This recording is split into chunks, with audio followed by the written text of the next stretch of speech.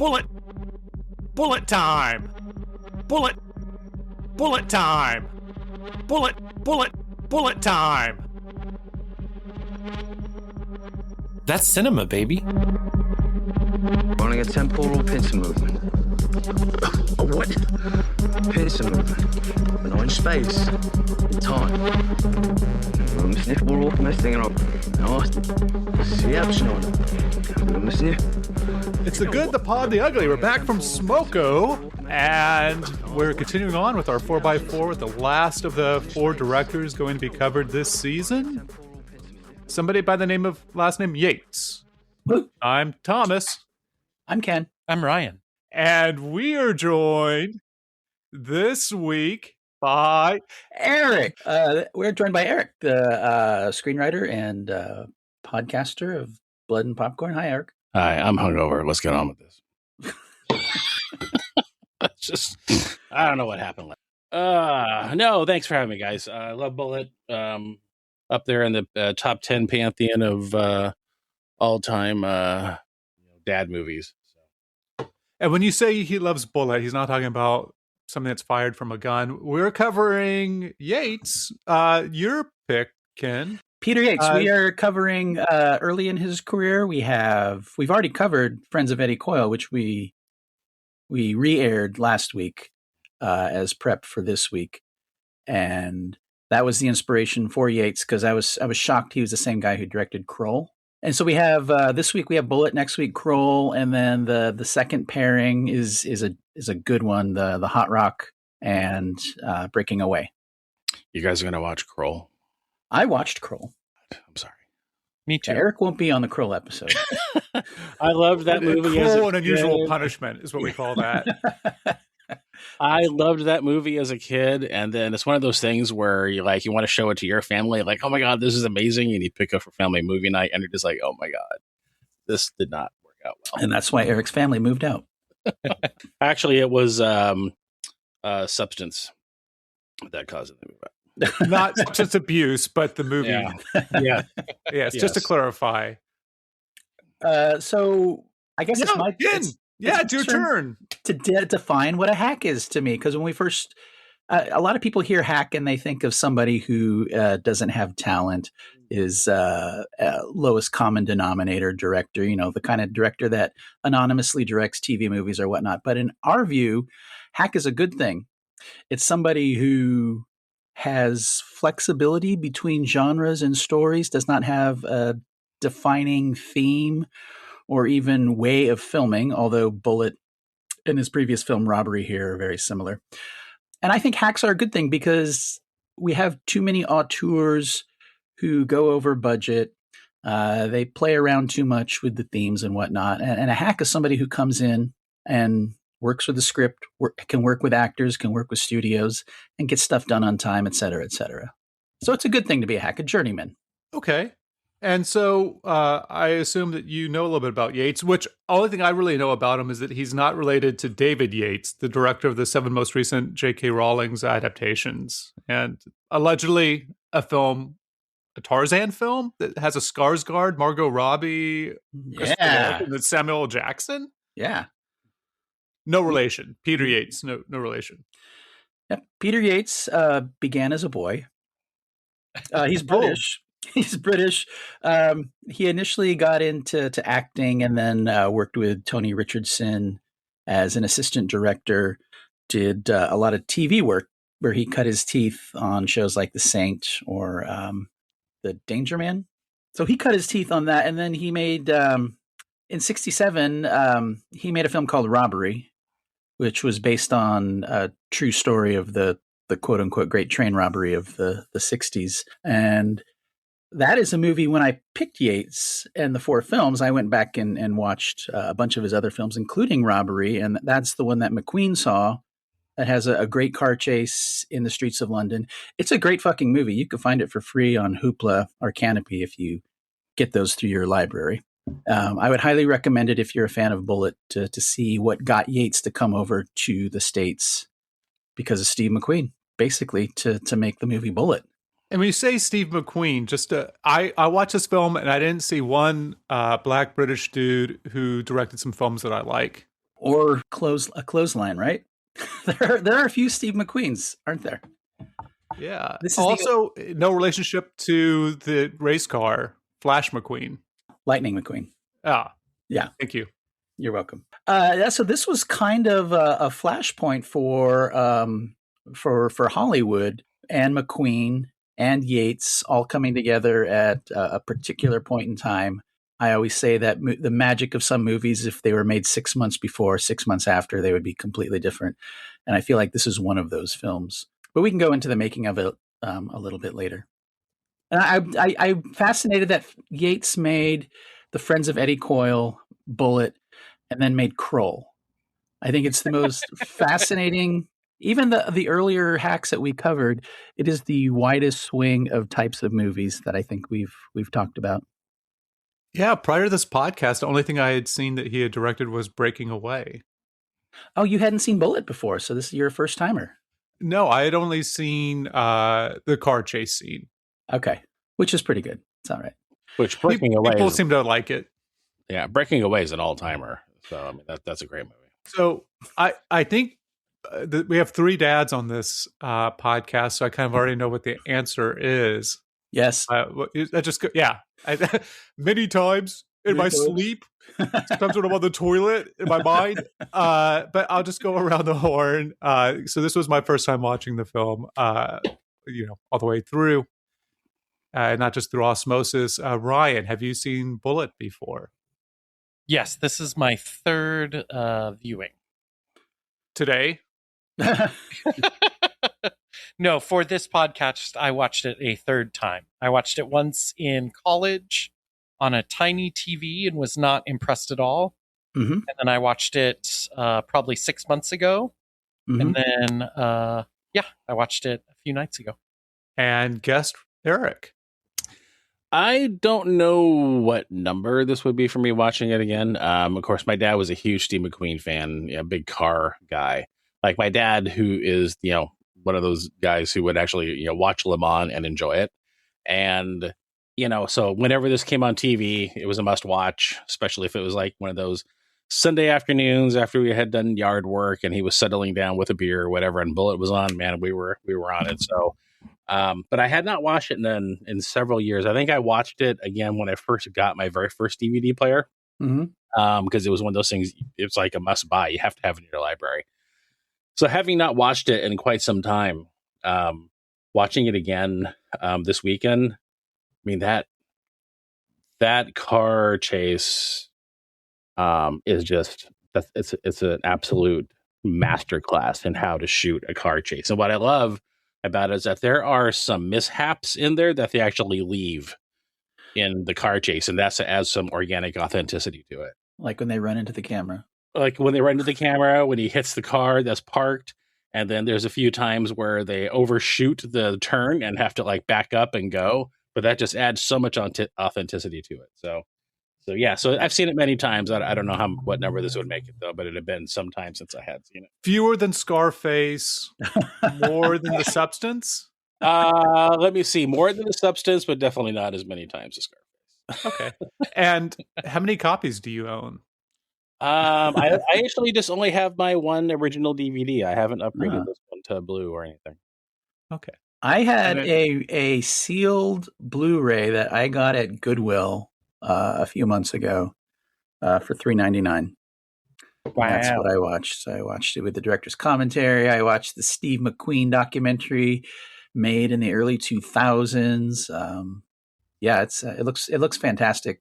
Shout out to William Fraker, Mother Fraker, one of the best shot films, police cop movies ever. Well, it's crazy. And then, like I said, this is my first time. I am afraid that might have reversed my vasectomy by watching it. Fraker, man, same year as Rosemary's Baby, right? Mm-hmm. But interestingly, he would later go on to do Day of the Dolphin for Mike Nichols, Gator for Burt Reynolds, Exorcist 2. That is a fucking classic. Shut up. 1941 for Spielberg. That's a gorgeous looking movie. Island of Dr. Moreau for Frankenheimer. Oh, shit. Yeah. And so, speaking of Spielberg and Frankenheimer, some of the other films you could have watched this year in theaters: Hang 'em High and Coogan's Bluff, and was it done? Where Eagles Dare. Woo! Speaking of dad movies, one of the best. Let's kill some fucking Nazis, man. So those are all films that we've covered on this podcast because of the brave efforts of Ken and his son to cover every Clint Eastwood film. Which is interesting because as I was watching this movie, I could easily see this as an Eastwood role. And it may be because of the Lalo Schifrin score, but since Schifrin also did Dirty Harry. But McQueen approaches the role the same way I picture Eastwood would, where it's just kind of calm, cool, and collected, and he just kind of owns the screen and really doesn't have to say very much. But I could easily see Eastwood doing this role. But I think the Eastwood role, there would be more conflict versus, like, there would be more archness or defiance. It just seems like McQueen is given McQueen's character is given just the agency to do what he needs to do without having to go. I mean, he moves a dead body, right? But ultimately, it's not like he's taking justice into his own hands or really bucking up against the system. At least by the tone of the film, at least. No, in fact, there are not a lot of quips and one-liners because there's multiple scenes where McQueen's character is just getting ripped by an authority figure, and there's never a pushback or a comeback. He just looks at him with that steely, McQueen glare and says, "Excuse me," and then just keeps on going about doing whatever he's going to do anyway. So it's not until in the airport later on where he does finally have that scene where he unloads. But the entire movie, you're waiting for those, Eastwood type, pushbacks, and they never come. He just keeps moving on. My understanding is that one of McQueen's signature moves as a producer was to cut about 2/3 of his lines from any script. So anything he thought he could do with a look or with a shrug, he just X'd those lines out. So it's possible there was a lot more back talk and rebellious behavior. Yeah, there are scenes in Bullitt where his partner is speaking, and those lines of exposition were originally his character's lines.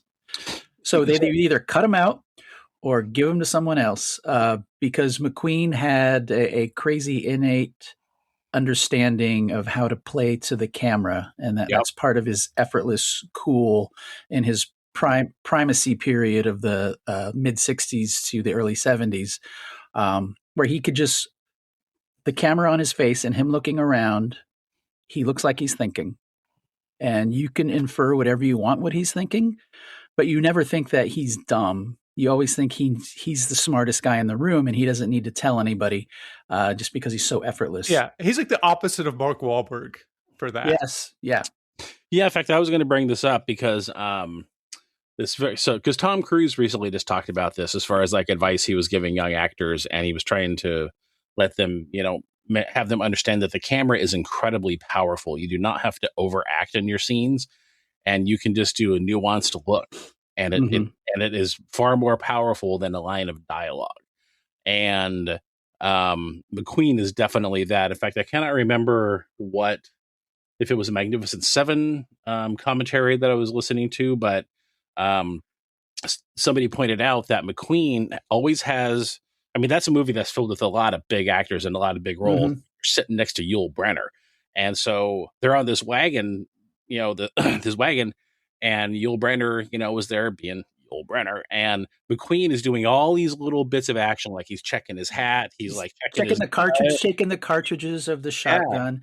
Yeah, and Brynner fucking hated him, and he hated Brynner because McQueen just it's a small role in the Magnificent Seven, but it's essential, and he literally steals the movie. Yeah, he does, absolutely, and it's just these little bits of action, and he understood really early, like, this is going to play great on a 70-foot screen.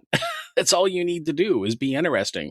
So yeah, and he does this here too, because just the look in his eyes, the glares, and he's fantastic. The movie really relies on him doing that. Talk about theft in the movie. This is the same year as Thomas Crown Affair. Yeah, which by my favorite hack probably of all time, Norman Jewison, who worked with McQueen a couple times, I believe. Thomas Crown Affair was a stretch for him because he had to wear a tie. And they were worried that because McQueen, he was like he's the old the scrappy kid who nobody wanted him, got kicked around by his mom to his uncle. His dad left him when he was 6 months old. Joined the Merchant Marines at a young age. Then eventually, after some arrests of vagrancy and whatnot, he went into the Marines, and that's what he says made him a man. And then he used the GI Bill to pursue acting while racing motorcycles on the weekends and making money. And so he was a trained actor in New York. And early on with some of his early TV performances, you see him acting. But as he goes on, he starts to realize, because he used to say he's not an actor. And that was kind of his thing. It's like, I'm not an actor. I'm just a guy. And that was really part of his mystique. That it never really feels like he's acting. He's just like the coolest dude in the room. And that's all he needed to be. Mm-hmm. Until he faked his death in 1980 in Mexico. Yes. The other thing I noticed is that he rarely draws his gun in this thing. He's doing a lot of chasing and there's no gun in his hand for a lot of this. Yeah. Oh, it was Mark Ruffalo from Zodiac. Dave Tochi, I want to say, the cop on the Zodiac case. He worked with him for research. So he based a little bit on that guy, which was also sort of the basis of some of Dirty Harry's stuff in the first Dirty Harry movie. Oh man, it all comes together. And Ryan, that you recognize Steve McQueen from Once Upon a Time in Hollywood, probably. Yes. Very realistic portrayal by Damien. What's his last name? Shit. Damien Shit. Yes. Damien played Shit. Steve McQueen in Once Upon a Time in Hollywood. Renowned British character actor and star of Billions, Damien Shit. Damien Shit. He's also a singer. Steve McQueen? No, the guy who played him in Once Upon a Time. He's got like a couple of albums out or something like that. Wow. So back to McQueen. Damian Lewis. Back to McQueen. He was in The Great Escape, which was another one where he kind of stole the movie, but he was working with. At first, he Attenborough. Yeah, Isn't Attenborough. that right? He's in a couple of McQueen's movies as an actor. This and that and the Sand Pebbles. But McQueen early on in The Great Escape was pissed off because James Garner is like this totally handsome leading man and has like the big role. And he was upset enough that some of the motorcycle stuff was put in, as well as the scene where Attenborough kind of recruits McQueen. That was added well into shooting to kind of appease him because he was a little upset about how. I was actually going to joke, Ken, that was like, oh yeah, well, did the dude jump his motorcycle over a fence? Like cool as ice? Yep. The actual jump was a stunt driver, but he did the rest of his own motorcycle stuff. Well, and The Great Escape was notable because James, as you're kind of saying, Ken, James Garner was tipped to be one of the next great movie stars, and McQueen kind of overtook him. And then for a long time, James Garner was settling for roles that McQueen did not want. Yeah. He was kind of second fiddle from that point on. Garner came from TV and Maverick, and then, McQueen came from TV. I keep thinking it's the TV show from The Big Lebowski, but it's not. Wanted Dead or Alive. Why couldn't I remember that? So they both came from TV, and it's interesting that Garner was tapped to be a star at some point with the Marlowe movie, and then went back to TV most of the rest of his career, and McQueen took off. I mean, however, Garner would also, father one of the best TV detective roles in history. So it's like everybody working, on some sort of private detective thing is always like binging the Rockford Files to like capture that. Yeah. Rockford was the best. Yeah. We also in this movie is somebody named Robert Vaughn, who also is who's not Lex Luthor, but is from Uncle, right? No, what was it? Man what from was Uncle. the show? Okay, yeah. He's a Magnificent Seven. Napoleon Solo. Yeah, he worked with McQueen, I think, 3 times. And Towering Inferno. They were really good friends. He's able to just have this instant schmarm in Towering Inferno in this film. Mm-hmm. I don't know what he's like in Man from U.N.C.L.E. I've never seen it. Well, he's kind of the erudite hero. Okay, so he's not a Lex Luthor role. No. And he, Robert Vaughn actually was going to run for office at one point later in life. And it turned out everybody associated him so much with these asshole roles like in Bullitt that it was a non-starter. Wow. Unlike, I guess, Ronald Reagan. Yes. Does anybody want to take a shot at the plot? Because it's based on a book. It was changed a lot from the book, which the main character's name is Clancy, and it takes place in New York, and he's a guy who kind of sucks at his job and eats a lot of ice cream. So that's can't drive. It takes public transportation everywhere. That's the basis of Bullitt. That's wild. And they were going through changes in the script. Like they rehearsed with a script that they didn't even end up using. So this is one of those things that they were constantly reworking as they went along. Also because McQueen as, producer and star. And part of that is why the plot kind of doesn't hold together all that well. Yeah, it's kind of confusing. It's a film that's definitely not in a hurry to go anywhere. There is Hey, these are getting close to reactions. we haven't covered the plot yet. Mm-hmm. But in the book, does he have a supermodel architect / artist girlfriend? Played by Jacqueline Bisset? No. Oh my God, Jacqueline Bisset. Jacqueline Bisset is probably the only woman that could ever get me to cheat on Edwidge Finesse. Regarding the plot and how it's kind of nonsensical, there is a chapter in Quentin Tarantino's book Cinema Speculation devoted to Bullitt. And Tarantino did quite a bit of research for the book, including talking to Steve McQueen's widow and producer Philip Dantini before he died. And similar to McQueen's approach to his dialogue about cutting a bunch of the extraneous dialogue that he could get across with just a look or a shrug, Yates was evidently also very instrumental in stripping a lot of the details of the plot and a lot of the exposition from the script, because he said that it didn't really matter what was going on. The audience would just be able to feel it. They would be able to feel what was going to happen and go with that. So essentially the key detail of this plot is conveyed in one throwaway line at the end of the movie by McQueen's partner. And other than that, you're kind of just following Bullitt as he does Bullitt stuff, Bullitt time. Yeah. I actually read that as well in that book. Yeah, it's a good book if you don't, I guess if you like Tarantino. There's obviously a lot of QT all over it, but there's a lot of Does he use the N-word a lot? No I think I would skip it.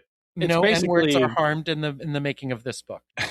It's basically chronicling like his growing up and what films he was watching growing up, and then referencing a lot of those films. So I thought it was pretty interesting book. Someone, I think Pam gave it to me for my birthday or for Christmas or something like that. So I thought it was good.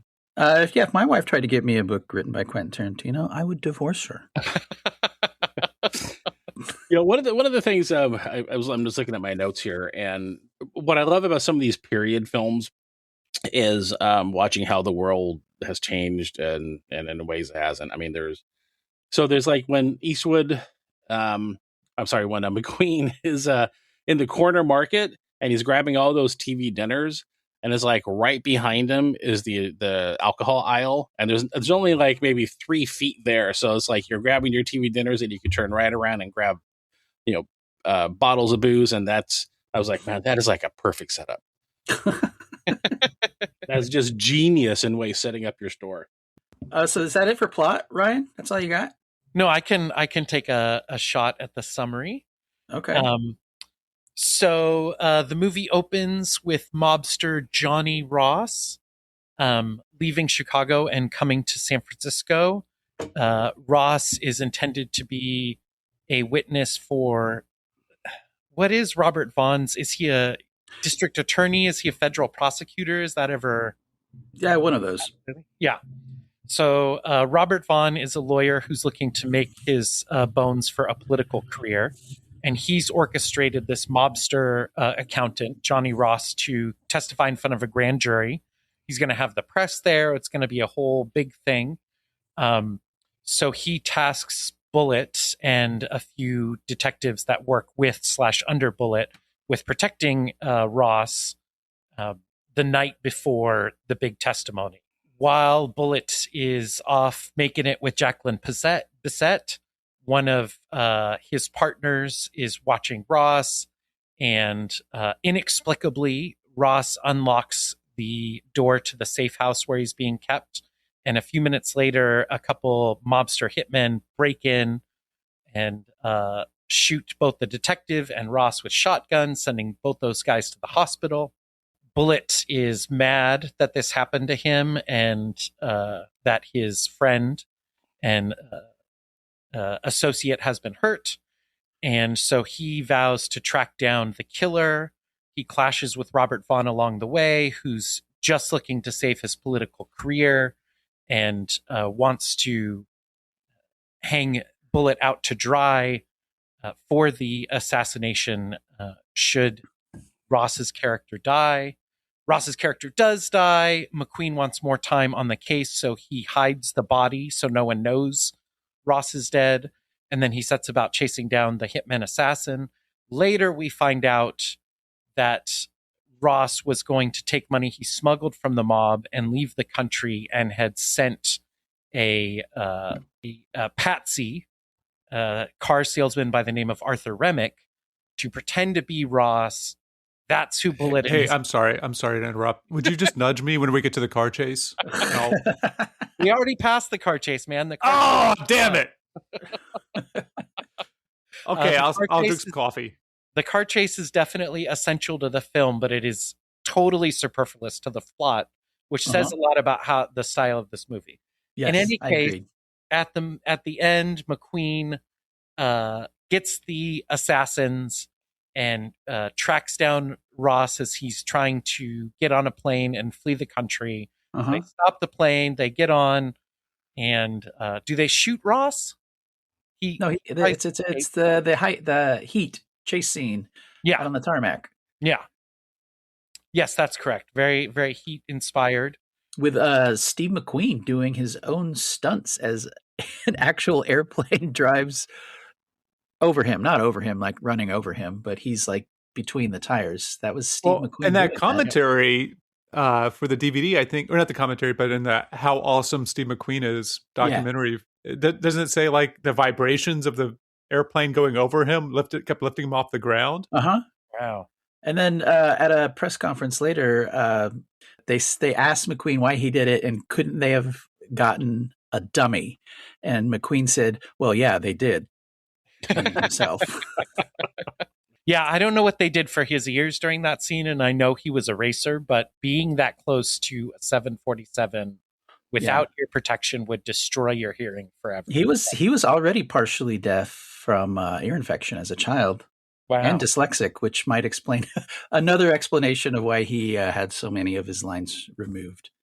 Yeah, one great detail from the Cinnamon Speculation book is that he never read scripts. He had his wife read and vet them, and then they would work together on the dialogue if McQueen went after the part.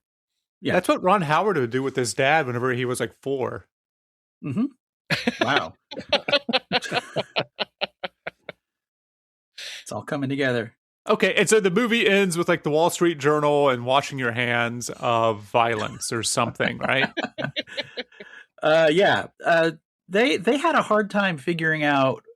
They know they needed a girl because it can't just be a sausage party, to figure out what her role is in the movie. So that was like one of the last things they wrote and shot because they weren't quite sure. And it really comes together where she inexplicably runs thinking he may have been hurt and sees a dead body. And then afterward, they have that that conversation in the weeds about how he's like lost a piece of himself, and he's part of the grime and the dirt of his job, and then that's what makes the ending work.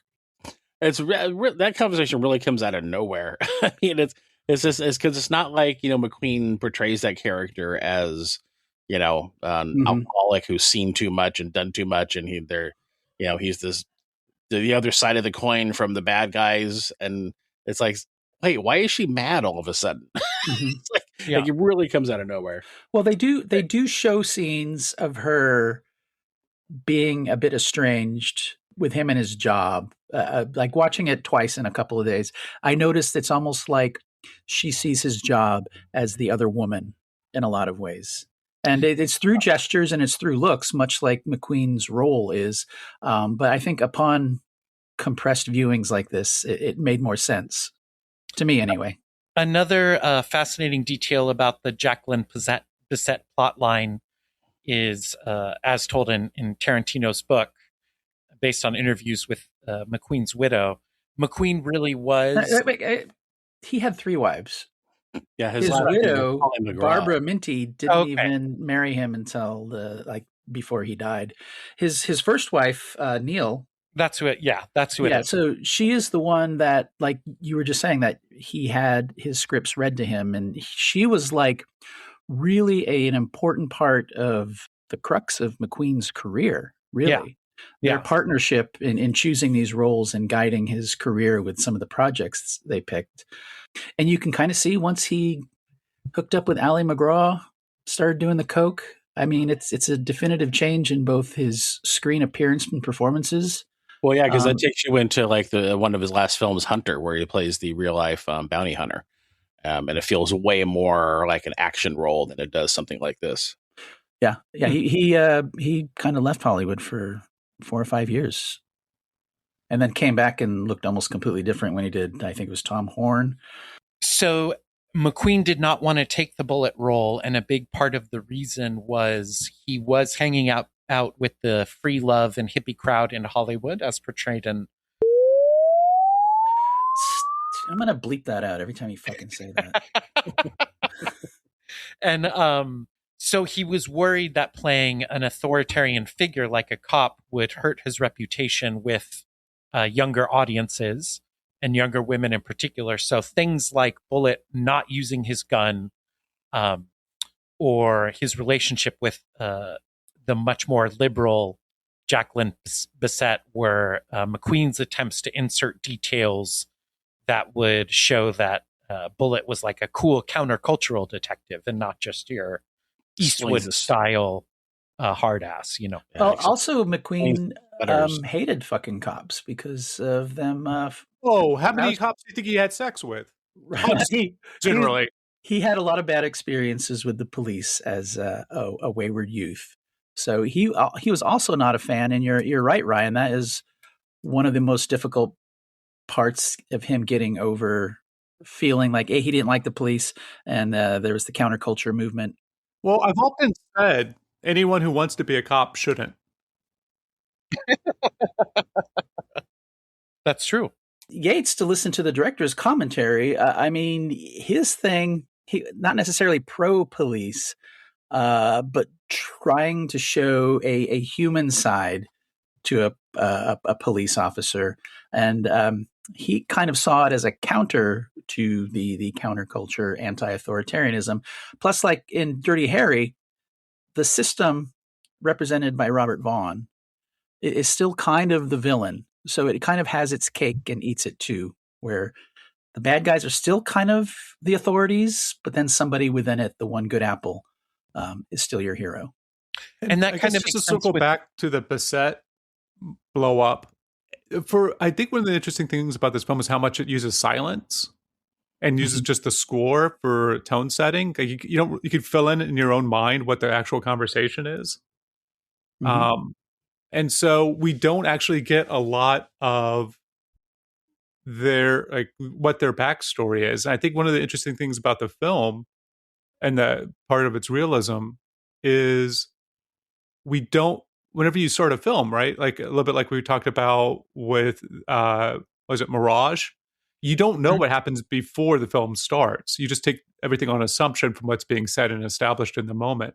And it really does feel like a day in the life because of how almost non-plotty the plot is for this film. Right. Well, it's like that hospital scene after the cop and the witness gets shot. I mean, that drags on and on and on before. I mean, we're seeing the entire ER sequence and McQueen just standing there watching, and then being brooding about it. That 2 people got shot. One of them is his partner, or just a cop. And it goes on and on and on before the plot kicks back in and somebody from authority shows up to lean in on him. So that's all that stuff is so great, and part of the we can react now. We've been talking about this for 40 minutes. This is a great movie. Plot wise, it's really dumb, but formally and how Yates shoots it, I mean, there's 0 fake sets in the entire movie. Everything is shot completely on location, including the hospital where they utilize the hallways and the windows in the break room and the depth and the activity going on in a real hospital. And a lot of the stuff when the black surgeon is perform the surgery, you don't see anything, but you hear them talking about it. She wipes his forehead. It seems like it's going for a docudrama feel. And the brilliance of this movie is that it's like, I feel like Peter Yates took a dumb script and working with McQueen and then the writer to strip everything down. They said, we're going to film the shit out of it. No one is going to confuse us for a TV show, despite the plot being like the pilot of a TV show, because of how invested it is in the realism of every location and every interaction. And that's the brilliance of this movie. It's dumb, but it feels like, shit, is this a documentary? Yeah. Well, and that's Robbery, the movie that Yates made before this, is very is meticulous procedural. It's aesthetically, you can see that they're 2 of a kind. Yeah, and the humanization of Bullitt as a police detective and of a bunch of characters, including the black surgeon, that's really infused into Robbery too. So Robbery is very much a meticulous setup and execution of a robbery, but along the way you are learning a lot about the criminal gang and the detectives chasing them. That really makes it, the stakes are very, very felt in that movie like they are here. Yeah. Again, that's a fine film, and I think it'd be a great double feature with this. So one thing that Ryan said in his recap, which I guess this being my first watch, I have questions about. You'd said that Johnny Ross decided to leave to turn state's evidence, and is that the case, or did he get almost murked and then decided to join up with the state, but also had the secondary plan, maybe through his brother or somebody, to leave the country? Is that any of that apparent for y'all who've seen it multiple times? My understanding is that, unbeknownst to the Wagner character, Ross had embezzled $2 million from the mob. And so he went to Wagner's character and said that he wanted to turn state's evidence against the mob. But in reality, he was running from the mob because he had stolen this money.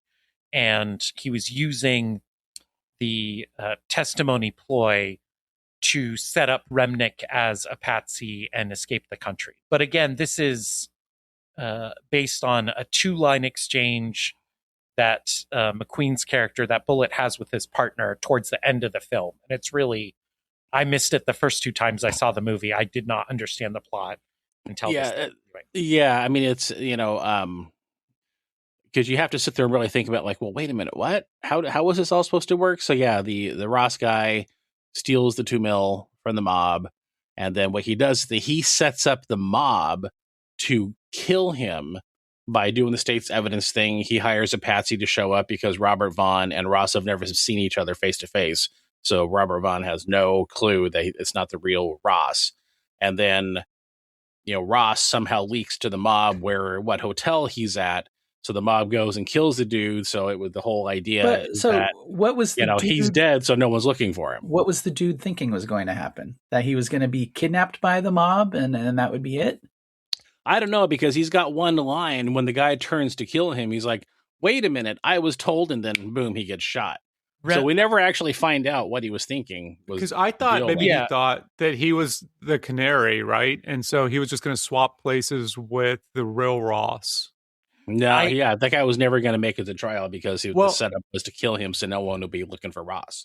I do think Remnick thought he was going to meet Ross, and it could be for what you say, Thomas, but that is left completely unexplained in the movie. Yeah. Okay, so here's a question, legit question. I'm not going to go into my partial face blindness selectively, especially amongst white dudes, but are we supposed to know from the opening where there is like a hit that's being done that this is not the guy, that this is a different person as the audience? No. Okay, cool. Because I didn't pick up on it. And afterwards I was like, oh, damn it. Did I just fall victim again? Yeah, that's revealed later when he gets the facsimiles of the actual photos of the actual Got it. people. Okay. Which that facsimile scene is so suspenseful. Just see him stand there waiting for it, and you're like, you're amazed by the technology first of all. Yeah. But it's played so straight and it's so realistic. But you just can't wait to see what it takes so long. And he's pulling it off. He's pulling the transfer sheet. It's amazing how it shouldn't work because it's kind of boring stuff. Yeah. But it's so fucking good. Like when they're going through the luggage. Mm-hmm. The evidence, and there's like real cops around them, and they're in an actual police evidence room. It's so fucking great.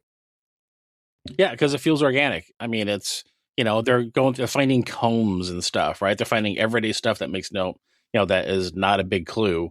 And then then they find the traveler's checks under their real names, so, it's not, like I said, it's not in a hurry to go anywhere, which is what makes it feel organic. And like you said, like a documentary. But at the same time, there is this, to use a Ken phrase, ticking time clock of he can only hide the body for so long. Right.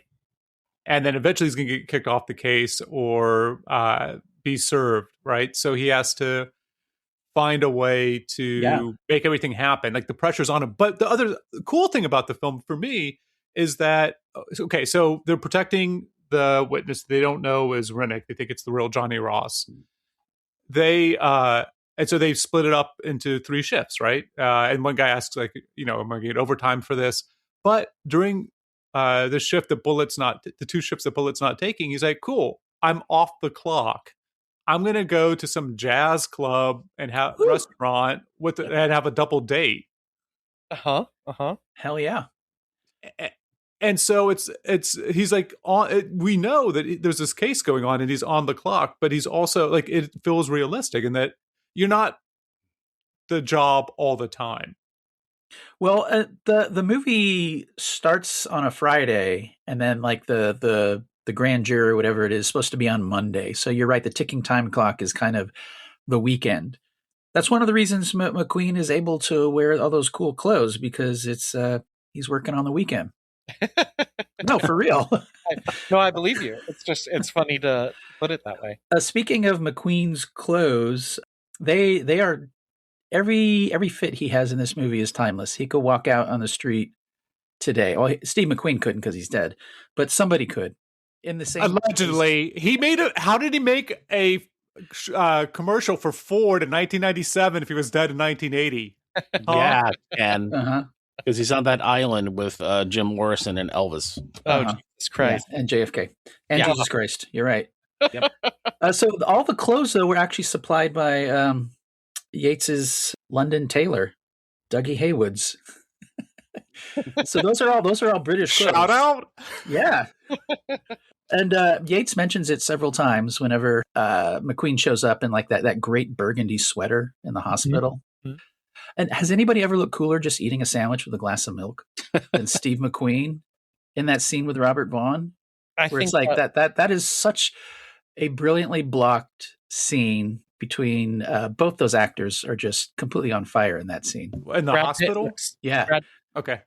Brad Pitt looks pretty cool eating in Ocean's 11. I don't know if it's Steve McQueen cool, but he looks pretty cool. It becomes kind of a fetish as the movie goes on, or a sight gag. Yeah. McQueen is just cool. Yeah, that's true. Thomas, as a first-time viewer, what did you think of the film?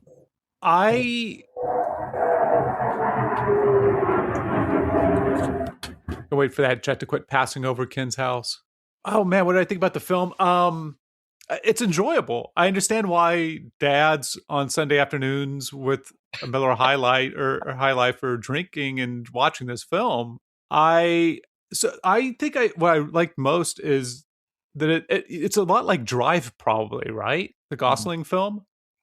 I don't like that one. Maybe I haven't seen it in since it came out in theaters, but I remember it being very much the music having a big importance to both films, and just the general lack of dialogue or like finding it necessary to have a bunch of conversation in it. There's an interesting scene where he's chasing down the killer in the basement of the hospital. And it's actually shot like a horror film. I wanted to see if Erik agrees. It's shot like a horror film, but from the opposite perspective. So usually in the horror film, you are following the person being chased. And it's the same thing here, but it's the good guy chasing, not the killer. Mm-hmm. Yeah, a little, especially when the guy is hiding behind a pillar and he's got, I don't know if it's the ice pick out or whatever. And then Steve McQueen, he passes by him and heads up one way. And the guy, you're like, oh my God, he's right there, dude. Just turn around. So I'm a little bit, He's like Jason Voorhees. Yeah, it's a little probably one of the more suspenseful aspects of the film. That entire sequence through the underbelly of the hospital when he's chasing him. Yeah, it's shot in the same working hospital that they did all the other stuff. It's all in the same location. They didn't go somewhere else for a basement. They used the basement of the actual hospital. Great use of practical locations. And it's not like there's no parkouring in that scene. It's just it seems like a very honest any dad. I think an element of a dad film. Correct me if I'm wrong, gents. But you have to have a sense of like, I could do that. Like if push came to shove, I'm able to do that. And I think that there's enough in this film where you're like, yeah, I might not have all the riz of a Steve McQueen, but push came to shove, I definitely, could bed Jacqueline Bisset. I don't think I could not pull off the turtleneck, maybe the sweater, but that's about it. I think drive like that. I think that's like the essential quality of a dad film, though, is that typically they are just dudes doing a job because somebody has to do the job, and this is the job they've chosen to do. So there is a workmanlike quality to McQueen's character that he's chosen to be a cop. But it's before we get to this dark, brooding, I'm all consumed by the job portrayal of cop characters. Because, he does like, okay, I'm off the clock. I'm going to spend some time with my girlfriend.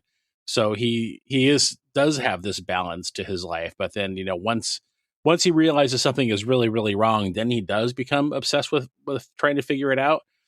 But and I think it is that everyman quality to like a dad film, especially like, World War II films, fall into that, where it's kind of like, hey, we've all been, we've been drafted or whatever. We have to get this job done. It's just like average dudes trying to get a job done. Oh, wow. Wait. I just had a revelation. So you're saying like, and this makes sense to me. World War II films are dad films and Vietnam films are this other cynical film. Yeah, absolutely. I think you can make that absolutely, because Vietnam films, I mean, just because the war was so controversial, in the time period. But the World War II films is like, this has to get done. So like Vietnam is kind of like seen as like a war of choice to a certain extent, whereas World War II, there's an existential threat, and then everybody had to get this job done. And so I think there's, when you talk about dad films, like Dirty Dozen is obviously a dad film. That's going to probably be in the top 5, maybe. So it's got a different, unique kind of story to it. But at the same time, those characters are all very relatable.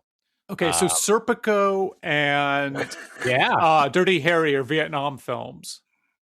I think... I see what you're getting at, Thomas. Yeah. And this film is a World War II film? I think it's a World War II film with a bit of Vietnam lurking on the side. Because of Vaughn's character, right? Because what's Vaughn's motivation? It's a self-serving act. It's not really, he's not really trying to, he's the system that's broken. Yeah. I think another hallmark of a classic dad film, which is related to what you guys are talking about, is proficiency, just like the Michael Mann style characters who are so meticulous and so obsessed that they achieve perfection. They can be the everyman in every single way, but when it comes to cop work, Bullitt is meticulous. He's doing his job right, no matter what his bosses think. That's what's most important, is doing a job well. Yeah, the people who do the job know the job. Yeah. And if you need any further proof of competency, Steve McQueen pulling up in parallel parking up a hill in San Francisco. Hell yeah. One turn. Wasn't that done is one of the greatest, probably the greatest bit of driving in this entire movie. There's no backup camera. Like, that's amazing. I can't parallel park with my wife in the car. I can't imagine a film crew. I am terrible at parallel parking. I rely on that goddamn NASA camera so fucking much now. It's ridiculous. I saw that and I was like, why is it easy for him? I don't know. Because he like signs up under fake names to go on races, right? Like, he really is a professional. Don't try this at home. You're not going to fit. You're just going to look like an asshole and you block traffic. And that's a stick shift. It's not a fucking automatic. It's not fair. One of my few dad movie like obsessions with perfectionism is I am an excellent parallel parker. That's all. Okay, so if it's half plus 7, I think she's a little young for him. That's a skill I did not need in Southern Oregon. There wasn't a lot of parallel parking going on in Southern Oregon. Right.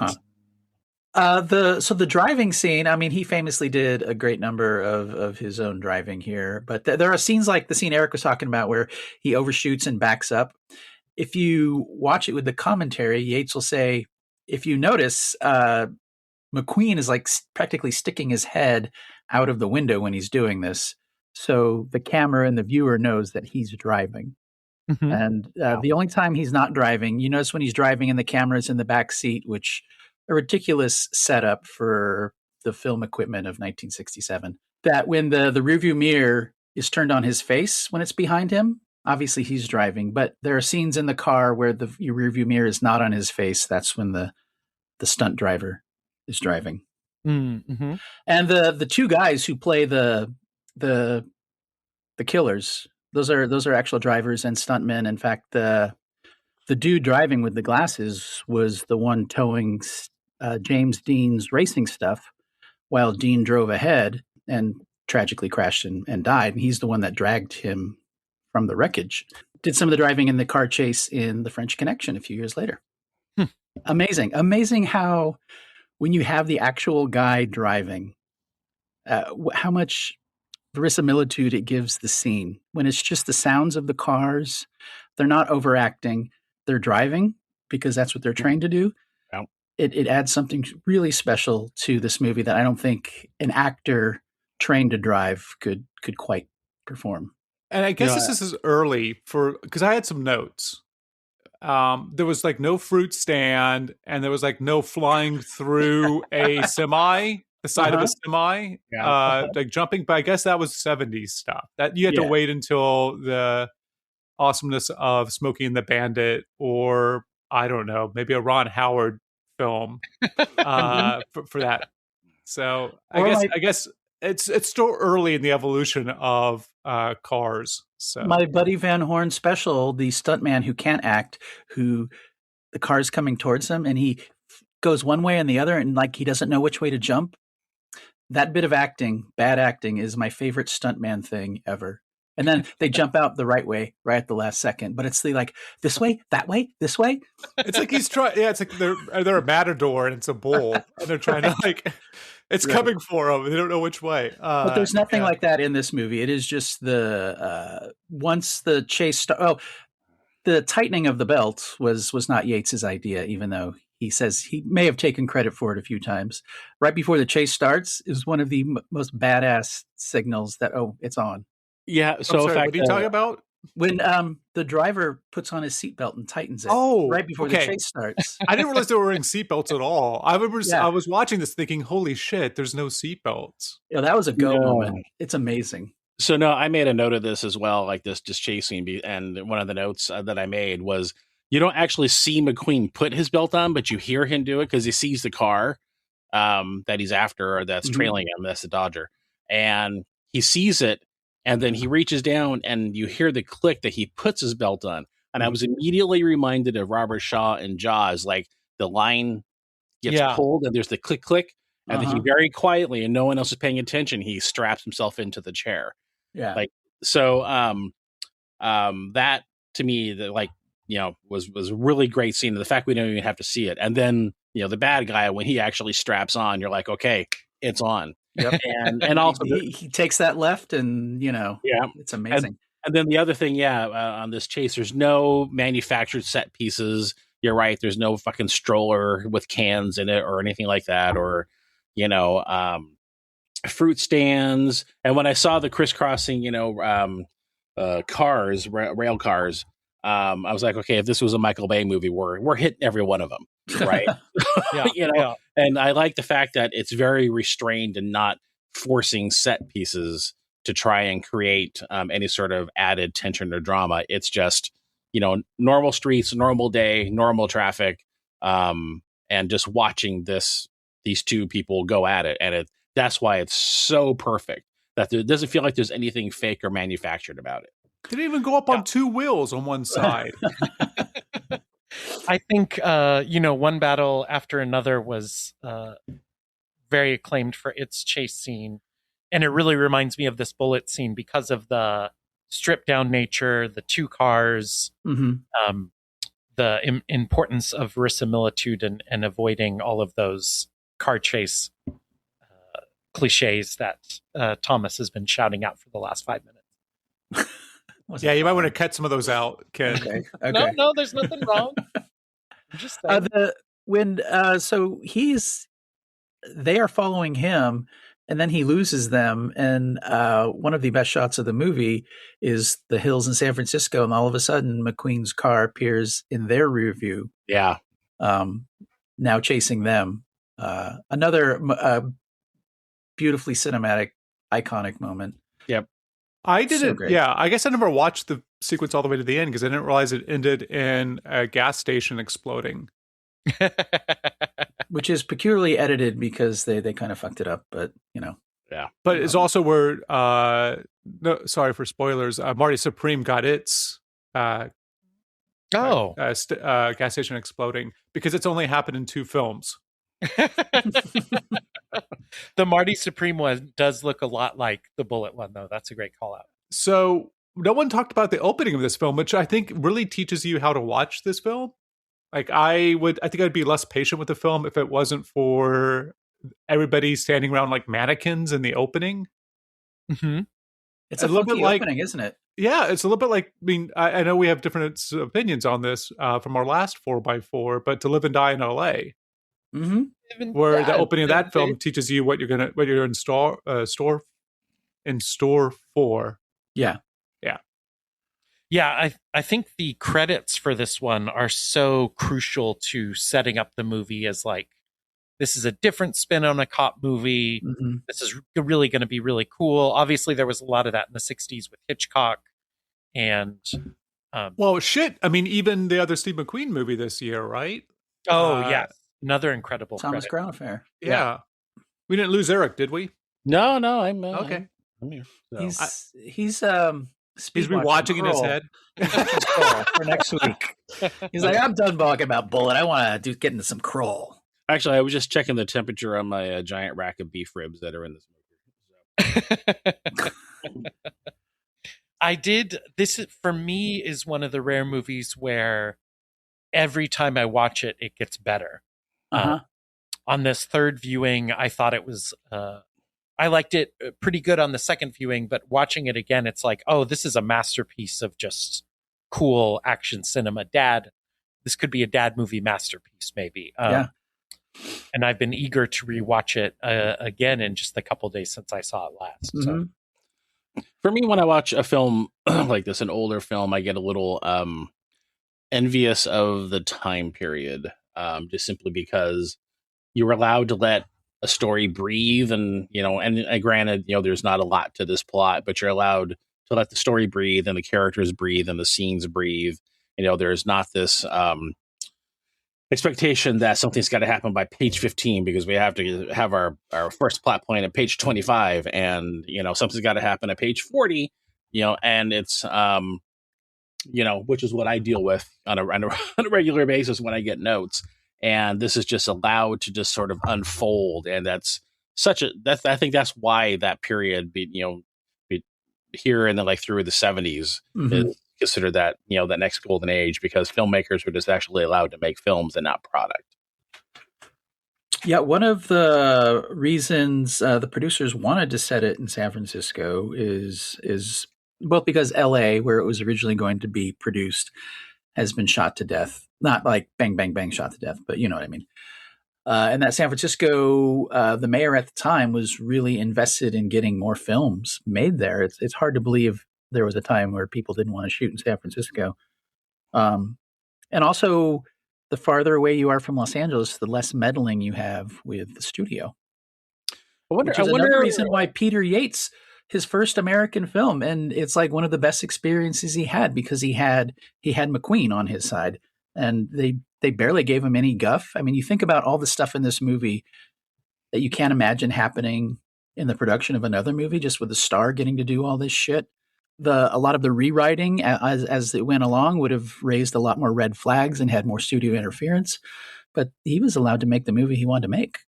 I wonder if the avoidance of San Francisco had a lot to do with the unpredictability of the weather, and the fog and that type of stuff. I mean, it's such a cinematic city, though. I mean, it is. I mean, the landscape is really, really interesting, and it's beautiful.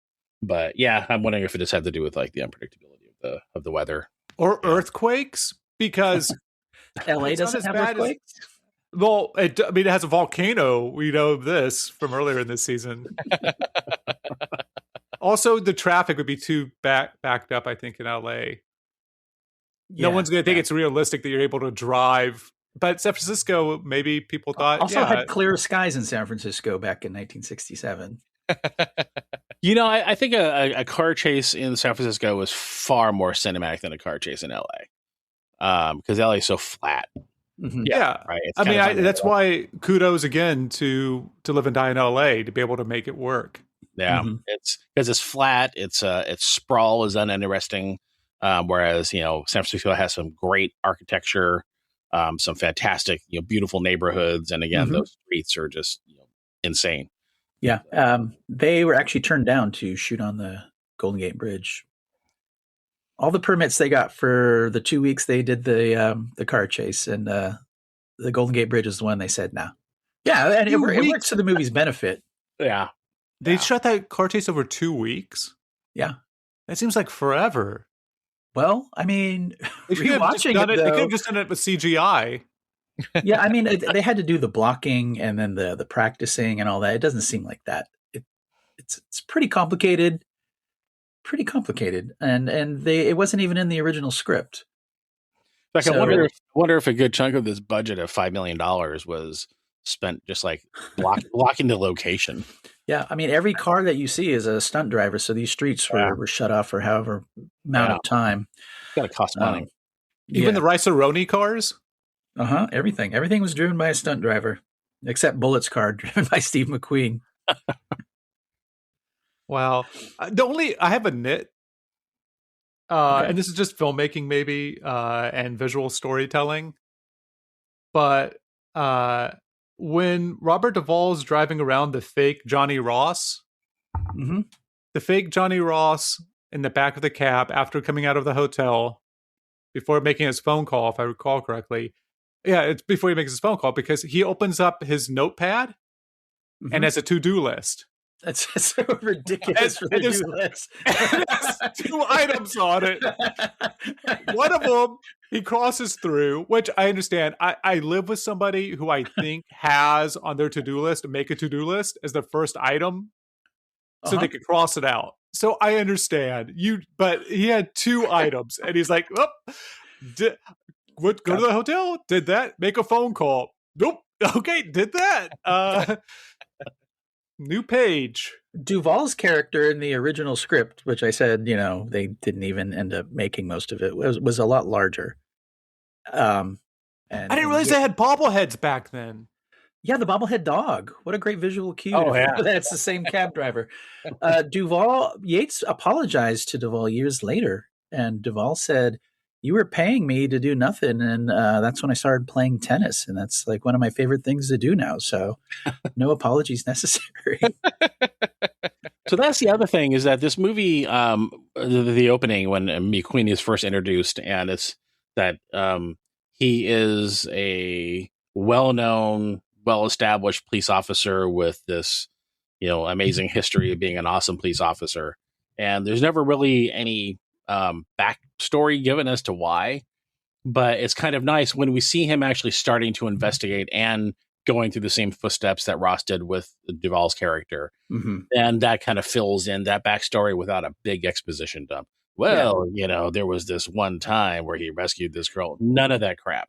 It's funny because the book, he is somebody who had lost a witness prior to the story, which feels really contemporary. Like you have to have the stupid prologue backstory of the main character to give him an arc. I love movies that don't feel the need to do that. And the catharsis is just figuring it out, right? There's no personal catharsis there other than just doing his job and figuring it out. Yeah. Great movie. The stuff in the airport, like I said, filmed on location. There's nothing quite like it when it's a period piece, because nothing looks like that in San Francisco now. It's all gone. But it's gorgeous. Fraker's cinematography is listening to the director's commentary and how difficult it is to light like a real location, not like a studio set, like the hospital, how difficult it was to get enough light, because the natural light of light bulbs isn't enough for a movie. But to not overlight it to make it look like a TV show. So Fraker loved European cinema and loved the naturalism of how they shot a lot of the films back then. And that's what they went for. And amazingly shot film. A question I have after watching Bullitt, Yates could have become an auteur after this. Like he really could have set himself up and made these bigger pictures. Mm-hmm. And it's just a wonder as to why that didn't happen. Why he, I guess he chose to bounce around between more interesting projects, smaller projects. But it's rare to see this kind of directing powerhouse from somebody who then, and of course, Yates has made a number of great films. Yeah, like Friends of Eddie Coyle is deeply indebted to the aesthetic of Robbery and Bullitt. It's almost like Sidney Lumet, right? He's in that sort of that pantheon, right? Because Sidney Lumet, his shtick was that like, look, just do 90% of your work in casting, and the rest will take care of itself. And he, you have these directors that are these auteurs now that are known for their visual style. Sidney Lumet just, set the camera up to capture the story most effectively, and I think Yates is that guy also, where it's just kind of like he bouncing around from genre to genre and it just is doing his best to tell the story visually and keep it interesting without, so it's like, I love, old school Sam Raimi, but sometimes all that Raimi camp stuff really distracts from the film. Yeah. So I really prefer this style, which is, what I've always considered Wes Craven, the Sidney Lumet of horror. Right. So I also a similar style of just doing your best to capture the story as interestingly as possible without distracting from the story. But Craven also wrote a lot. Yates is like stuff, that. right? Yeah. Yeah, he wrote a lot, but you get to the Scream stuff, which is still visually interesting, and not overdone. And but yeah, I mean, he was a writer director, so but I feel like, these guys that just try to do the, look, Mom, I'm directing, and it's just, it distracts. It's really, really distracting. I cannot remember where I read it, but there was an editor that said, if you win an Oscar for editing, then you didn't do your job right. Yeah. right? Because you shouldn't notice it. And I feel like you were talking about, the suspense of the basement chase in the hospital. That's all shot incredibly well, and none of it is done in a style that distracts from the suspense or trying to hyper build up the suspense or anything like that. It's just does it effectively, and he shoots it like a docudrama. Yeah, and like this is where this really happened, guys. There was really a chase in this basement. Yeah.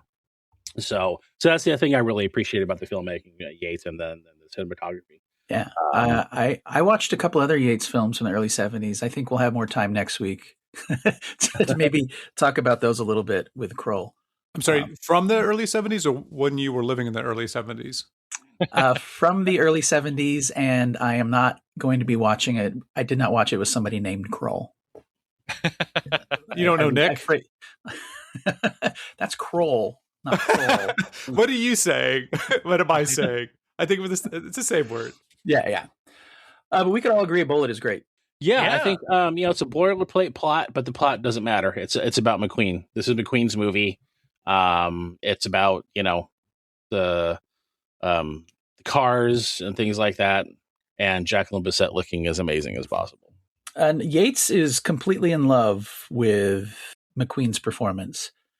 When doing the commentary, he is constantly commenting on all the things he is doing subtly with his eyes and his movements, and how careful it is. And people who say he can't act, he points to the scene in the hospital with Vaughn. But everything he does is acting, and how difficult it is to not look like you're acting is kind of a magic trick that he has here. Yeah, and the camera loves him. Oh yeah, camera fucks him, man. Yeah. For what's probably the final invocation of on this particular podcast. Oh my God, dude, why do you have to ruin things? One of the things that he points out about McQueen and this film is that it really is the difference between an actor and a movie star.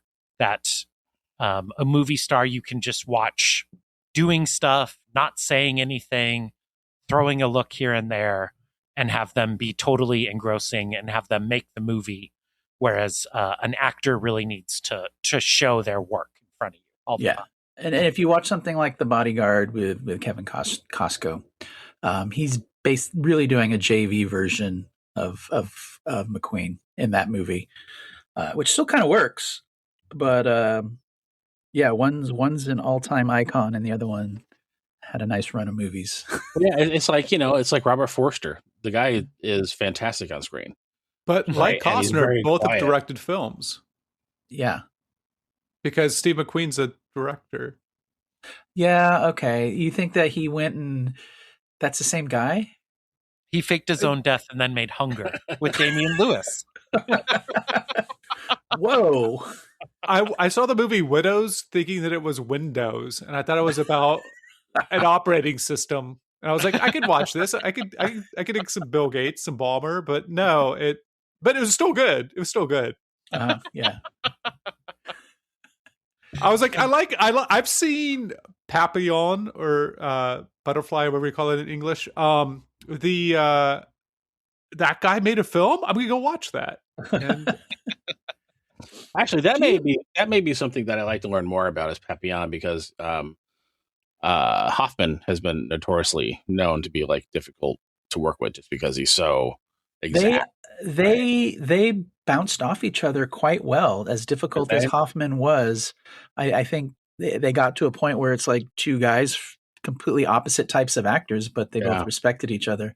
And is you've seen Papillon, right, Thomas?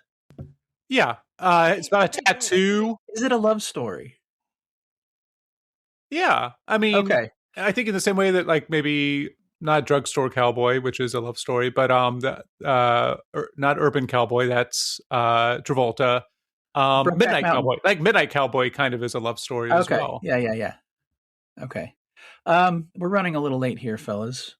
I have to get to the airport. Oh, okay. I was going to think it was because my vasectomy got reversed. Gave me a little scare there. Well, I think by the time this comes out, because we're taking a week off before recording this, you won't be able to watch us June 10th, 7:30 at the Hollywood Theater to watch Breaking Away. Woo. But if somehow this gets released early, then yeah, come visit with us there. We may or may not be there. We might have our stand-ins. Yeah, our stunt moviegoers. Yeah. People who have 2 things on their to-do list. Erik, thanks for joining us. Yeah, no, thanks for having me. It was great to revisit this. And taking some vintage McQueen. It's like it's nice to be reminded of just why he was a star, and just some people just have it, some people don't. And he was one of those guys that just absolutely did. And he's a really interesting guy. Was allegedly is.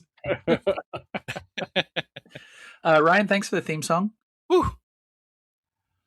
Thomas, thank you for the show notes. Ken, thanks for bankrolling all this. And editing. When you listen to this episode, I want you to know that we've been talking for 2.5 hours. So whatever length the episode is, that's how much I cut out. And I should probably and also just because we forgot to mention it, Norman Fell gets a shout out for being in this movie. Yes. Mr. Roper. Yep. Oh, yeah. And he's great, always just mean mugging in the background, never saying shit. Yeah, and he gets hung up a lot, and his character's great. Erik, I can't wait to talk Kroll with you next week. It's going to be fun. Oh yeah, that would be awesome. So I have a colonoscopy though, so we'll be recording live from Erik's colonoscopy next week. By the way, there you go. Okay, so when developing Once Upon a Time in Hollywood, used the real-life television rivalry between McQueen and fictional actor Rick Dalton, Leonardo DiCaprio, as a benchmark, contrasting how McQueen successfully made the jump from TV westerns to movie stardom, while Dalton did not. Yes, that's correct. Even going so far as to show Leo in The Great Escape, to show what it might have been looked like if Dalton had made the cut. Good stuff, guys. Woo! Great movie. 2 great movies we're talking about today. Yeah, Bullitt. See you guys. All right. Space. Running a temporal piston. Messing up. Yeah, piston. In space. Time. Running a temporal piston. Messing up. Yeah, piston. In space. Time. Running a temporal piston. Messing up. Yeah, piston. In space. Time. Running a temporal piston. Messing up. Yeah, piston. In space. Time. Sniffle messing up. Yeah, sniff.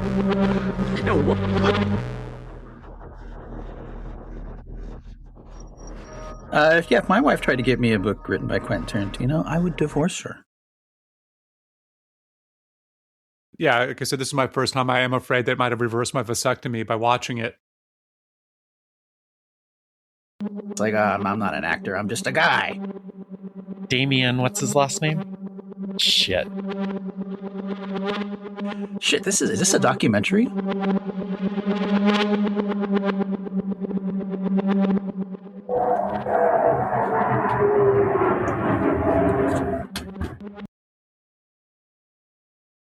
He's like, I'm done talking about Bullitt. I want to get into some Kroll.